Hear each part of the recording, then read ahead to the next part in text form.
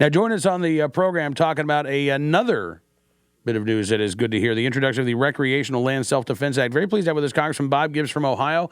Congressman, thank you for your time today, sir. I'm glad to be with you. It's good talking with you. And tell me, if you can, a little bit about the Recreational Land Self-Defense Act. This seems fairly similar to legislation that is already on the books. Well, it is. There was a law passed in 2010 that became effective that property under the jurisdiction of the National Park Service and or the U.S. Fish and Wildlife Service, if you were a concealed carry permit holder or had, legal authority to carry a firearm onto property, you could, okay? But for some reason, the Army Corps of Engineers projects and facilities were left out of the legislation, and the Corps did not, just honor the bill in good faith.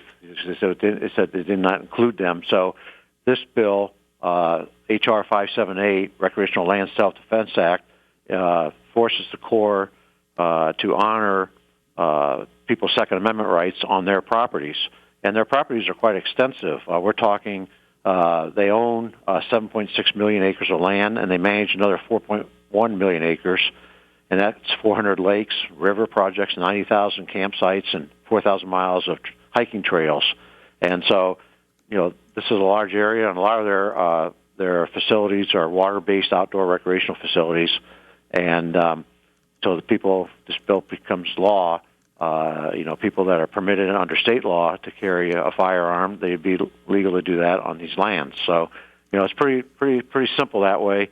I think too, when you think about if you're out on a vast area hiking or whatever, you might want to carry a firearm just for self-protection, or and of course it's your Second Amendment right. So it doesn't change the prohibition of guns or dangerous weapons in federal facilities like the headquarters or engineering research facilities or the lock and dams, but on these open recreational lands, that's what it applies to.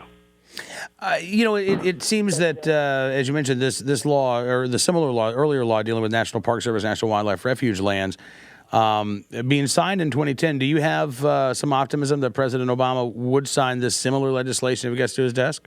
I don't know how I can speculate on that or not. I'm not going to speculate on that. I don't believe this bill has been mentioned in one of his many veto threats so far.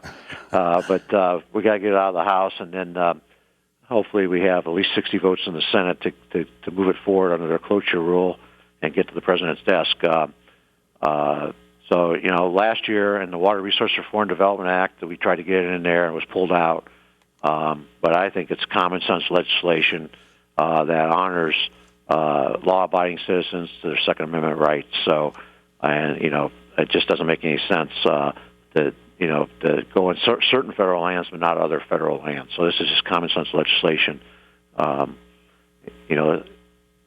makes it so people don't, make a mistake either. Right now, you think that you're legally allowed to carry a firearm on that land, and it turns out that you're on Corps land and not park land. So that I think it takes out some of that concern too. I think you're right, Congressman. In fact, as you say, this is, I don't want to say a patchwork quilt of policies, but the fewer different laws or provisions that you have to memorize or understand, I would think the better to have that sort of uniform policy across federal lands would be, I think, much appreciated by gun owners and very necessary for gun owners.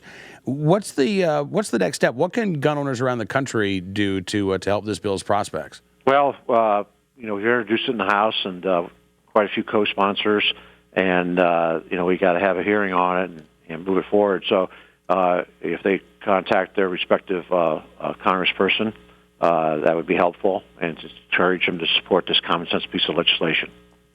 All right, Congressman, listen, thank you so much, sir, for coming on the program, and I look forward to reporting the bill's success here in this session of Congress. All right, thanks. Take care.